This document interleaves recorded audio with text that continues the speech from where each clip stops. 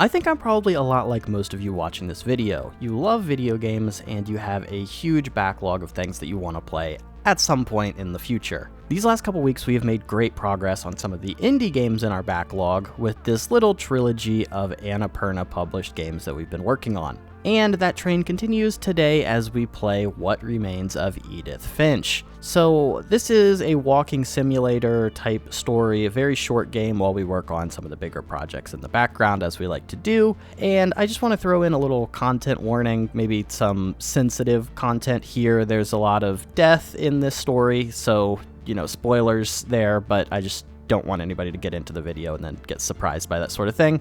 So if you're sensitive to that sort of stuff, maybe this video is a miss for you. But other than that, I hope you really enjoyed this video. Maybe if you do enjoy it, you can like, subscribe, leave a comment. If you have another game that you want to see me play for this series on this channel, I would really appreciate all of those. And I also hope you enjoy watching What Remains of Edith Finch. Like I mentioned at the start of this video, this game is a walking sim, so basically there's not a whole lot of puzzle solving or anything like that.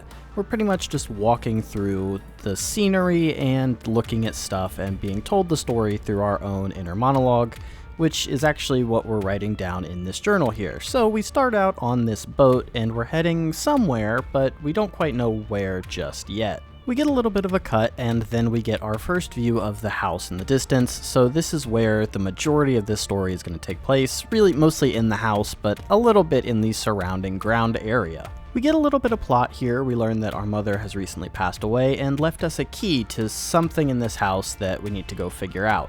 And we get our first choice as we approach here. We can take the left path or the right path. We took the right path and ended up cresting around right to get this great view of the house that you might recognize from the thumbnail, because I take that screenshot right here. And though I took the right path, I do want to double back and check I didn't miss anything on the left path, and I actually happened to get my first achievement, All Roads, for checking both of the paths, so great intuition there, I guess. Also, another cool little side note, when you press pause in this game, it takes you to this family tree. This will end up being the chapter select as well for later in the game once you've played through some of the individual stories. But we didn't know that at the time, it just looks kinda cool at this point. Of course, it would be far too simple to just walk in the front door in a game like this, so we have to crawl through the doggy door, and we're finally inside the house now in the garage. So this is where we're going to be spending the majority of the game, and it's not as easy as just flipping the lights on because, of course, the electricity has been out for quite a while because we've been gone for quite a while. As we move around through the first floor of the house, we start to get hints at other people that lived here. Some brothers, some grandparents, things like that, but none of them are in sight. The house seems to be completely left untouched from the day that we left it. There isn't anything super interesting for us on the first floor yet, so we head our way up the stairs and learn that after our brother disappeared, our mom sealed up all the doors and our great-grandma drilled peepholes in them, which is weird. I don't really know what that means until we take a look. There's one door that's open and the rest are all completely sealed down, but they do have some cool little artwork on them. As we move around looking in each of the bedrooms, we start to notice some weird stuff. You can zoom in on the peephole and see what's inside. There's a name that's Gregory on the door to the bathroom, which is kind of weird. And also there's one that is clearly for two people that only has one name on the tag. So that is also something worth investigating, I suppose. And we're also severely lacking in people. There's a lot of names we've already heard mentioned that aren't being represented on this floor. And when I'm looking at this last name, Barbara, I also noticed that a lot of the names on these doors and the dates associated with them are very, very young. There's only one possible door that we can go in at this point, so that's obviously where we're going to be going. And it just so happens that this is where our key fits with the maybe worst disguised secret of all time, just a lock on this random book on the wall. But we open that up and we pop it open, and we see that there are actually tunnels throughout the walls of this building, and this is going to be how we get through the majority of the rooms in the house. The game tells me I have no idea what I'm going to find behind that door, and I was fully expecting to find a child's body at this point, but we actually just climb out into Molly's room, and we get to look around a little bit. So the way this game works is we're going to go into each of the people in the family's room and we're going to check out something of theirs, a diary, a poem, a journal, something like that. And then as we read through the stories in these, we're going to get transported to a story from their point of view, and we get to see a little bit about their life and really their death. So in Molly's story, she was sent to bed without dinner one night, and she proceeds to wander around her room eating basically anything that she can find. And after we've eaten everything in the room that we can find, we see a bird outside, so we naturally leap out and become a cat. So a lot of this is kind of in the imagination of the person telling the story, but, we're so hungry that we track this bird down through the trees, and as we finally catch up to it, we tumble down and down and down, and then suddenly we are an owl. So in this owl scene, we actually earn achievement number 2. We swoop down and grab a rabbit to earn the achievement Great Owl. After the owl scene, we become a shark very briefly, tumbling down a hill, which was pretty funny, but very, very weird. And we continue flipping through animals until eventually we become this big sea monster who takes over this ship, eating everybody on board. And finally, we direct this monster all the way back to Molly's room. I assumed we were going to eat her as the monster, but we don't. We actually just hide under the bed and scare her as the monster that she's made up in her head, which is very little kid energy, but that is Molly's story, and that's all we get. After we end one of these stories, we go into our little journal here, and we do a little sketch of the person whose story we just experienced as we're filling out our big family tree. Another great thing this game does is the stories that we experience also direct us with how we're going to proceed through this level, so we end up heading out through the window, same way Molly the cat did earlier. So we follow that outer trellis to cross into our great-grandparents' room. So this room is a little different. We don't actually get the story of the people who lived in it. We get the story of the original patriarch of the family, Odin Finch. So Odin was originally living in Norway, and his family had this big curse. People kept dying. His wife and his son had just died, so he decided to take his house and move over to the United States of America to get away from it all.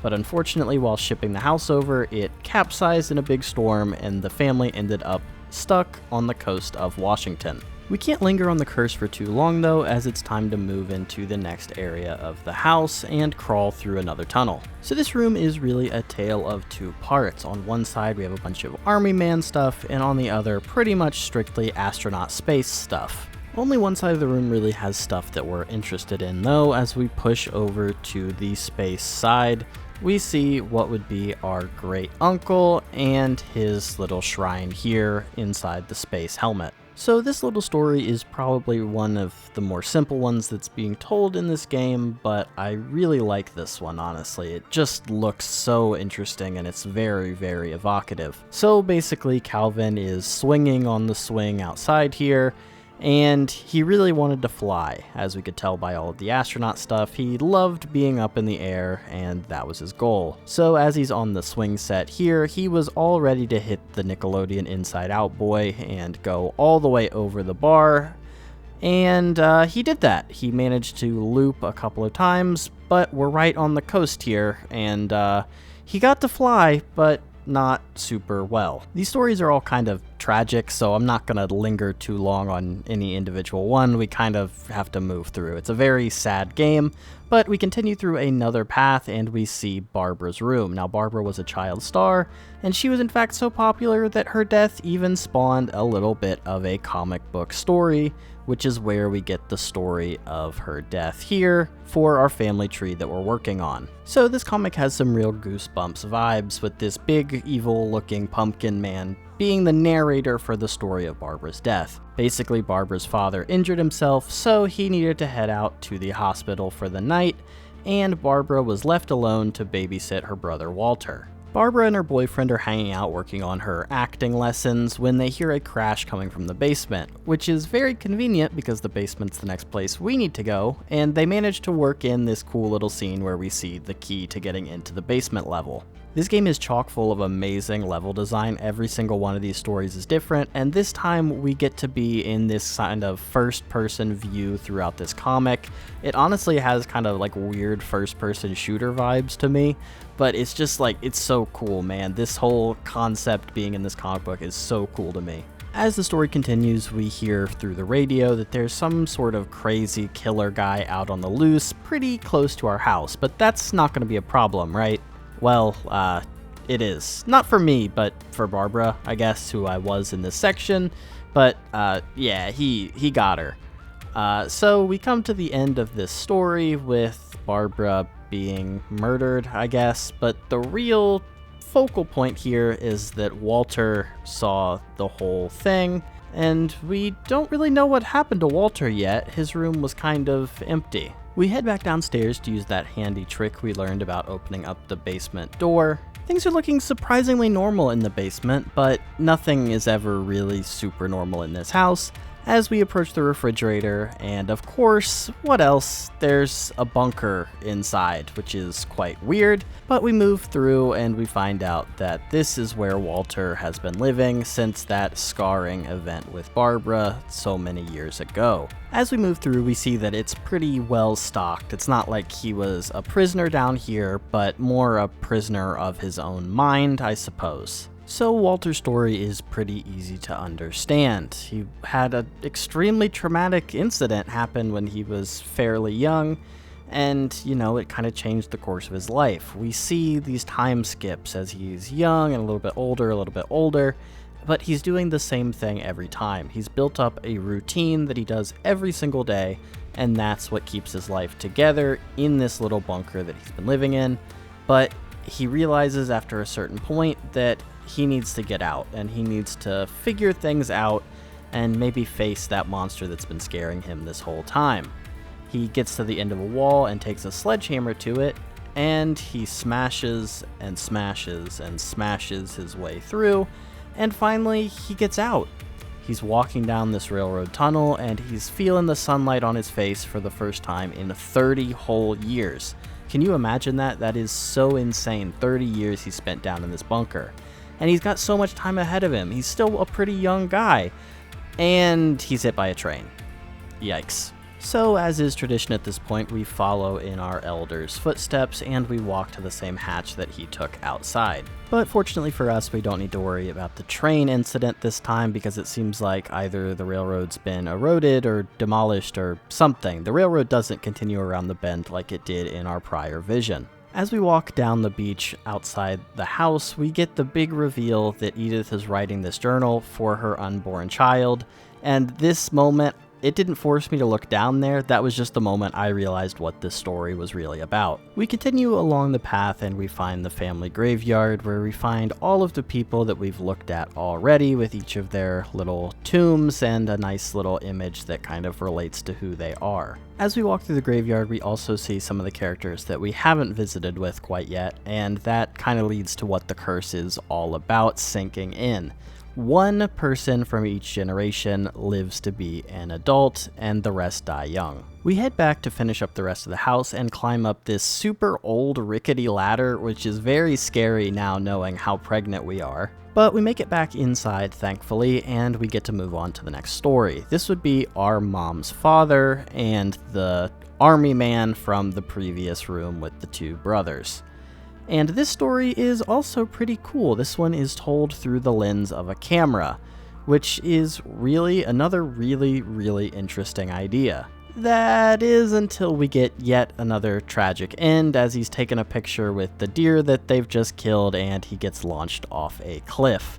This game is brutal, man. We continue on and we get into the next room that will be the brothers of our mom, and we're gonna move through these pretty quickly here. So our mom's first brother is named Gregory, and I literally would have skipped this story if we didn't earn an achievement right here. Achievement number 3, Gregory, for knocking the letters off the wall of the bathtub, and that's all I really want to say about this one. Her other brother scene is kind of cool. It takes place during their dad's remarriage with their new stepmom, and this brother didn't really want to be a part of it, I guess, so He stood out during the wedding concession and flew a kite out in the storm, and you get to go around and pick up all the things from the wedding, but this one is also pretty brutal, so skip. After we head upstairs, we get to look at the story of our first brother, Milton, who is told through this little flip book, which is pretty cool because he was a big artist, and it's just another cool little idea.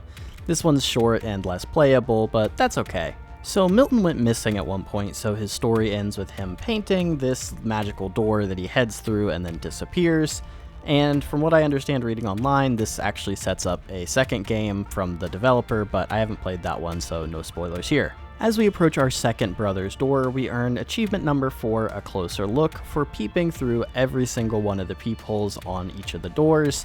Were pretty creepy. So once we get inside Lewis's room, we see that his story is being told through this letter that our mom received from his psychiatrist after his passing. This is another little mini story that's gotta be up there with my favorites in this game. Our brother was working in a cannery factory and he began to notice that life was super monotonous, so he began to create these scenarios in his head where he was playing video games as a character moving through a labyrinth, and we work on the fish in the background. So we have one hand doing the fish, one hand on the controls through the labyrinth. And while we're doing this, the dreams get bigger. They start to fill up more of the screen and they get more elaborate. He's created a whole kingdom based around these fish and all of these people that love him and worship him. And the cannery stuff, that's all secondary. But, you know, this kind of long-term hallucination, eventually it takes up the entire screen, and the work is kind of not as important, and you can kind of guess where we're going with this with the kind of work that he was doing with that chopping device. We began packing for our big move out of the family house the day after Lewis's funeral, so this is kind of where we're entering the end state of the game here. After we make our way all the way up to the very top, we find our own bedroom where we can climb up and finish writing out the rest of this story for our child. So the last story to tell is of the night that we left the house, of course. Our mom wanted us to move away the next day, and Grandma Edie to go live in a retirement home because she obviously couldn't stay in this place on her own. And we were going to leave the next day, but we unfortunately decided to leave that night. And so we left, and we left Great Grandma Edie at the house, but, you know, things, she was an old lady. She didn't make it. And that's more or less where Edith's story ends. We returned to the house after all these years to learn all of these stories about our family so that we had a way to pass it on to our son. So now we enter this weird birthing sequence, and we get the reveal that we're giving our son this book because we don't think that we're going to make it through childbirth. And then we get the reveal that this was a pretty good idea because the person holding this book wasn't us from the start of the game. It was our son, who is coming out to our gravestone to put some flowers down. What an absolutely brutal game, man. This is just one of it's a punch to the gut after another. This game is so sad, and honestly I didn't do the narrative justice. After we get into the credits, we earn achievement number 5, the end of everything, for experiencing every single one of the stories available in the game. It is possible to miss a couple of these if you aren't looking super carefully. And weirdly enough, we actually earn achievement number 6 in the credits without having to do anything as well, as we earn the achievement Thanks Johan for watching the credits all the way until Johan pops up there. But as always, we're not quite done here. This is a walking simulator. It's going to be pretty easy to clean up the achievements, but we do have 3 more that we need to pick up pretty quick. We earn achievement number 7, Let Him Finish, by going back into the Molly sequence, and we take the sea creature out onto the ship, and we let this drunk sailor finish his song, and as soon as he does, our achievement pops. Achievement number 8, Clear the Table, is back in Barbara's sequence, where we are in this first-person shooter type area, and we need to get everything off of the pool table. I actually saw this going in the first time, and I thought about it, but I didn't do it. I didn't think it would work. But here it is. And then finally, achievement number 9, Loop-de-loop-de-loop, is we return to Calvin's story where we're hitting the Inside Out boy. and we just have to replay the chapter again. That's pretty much it, because as we come outside of the story, we get the achievement to pop right there. So this is another one of those games where I don't think it really makes sense to talk about how long it took or anything. This game really doesn't fit with the normal kind of games that I like to play for these achievement videos, but here we are. I played this game and I really enjoyed it. For the record, it took me 2.3 hours to do everything. I think that's a little bit high, but whatever, you know, it is what it is. I really enjoyed a lot of this game. I didn't expect it to be so horribly sad. I was not expecting that going in. I mean, that's kind of the normal walking sim prerogative, but you never know, right? I know this game only had 9 achievements, but, you know, I think it was worth the share, and I really did not do this game justice with its whole story. I had to leave out a lot of details to get this video to kind of fit into like a precise package. It doesn't make a whole lot of sense to make like a 40-minute video about a game that only took 2 hours to beat, so I hope you understand that. And another thing I hope you do is enjoy the video. I hope you liked it enough to maybe like, subscribe, comment, all of that great stuff that I love to see, and I hope you join me next week for whatever we're going to be playing next week. Not sure quite yet, but I hope to see you there. See ya!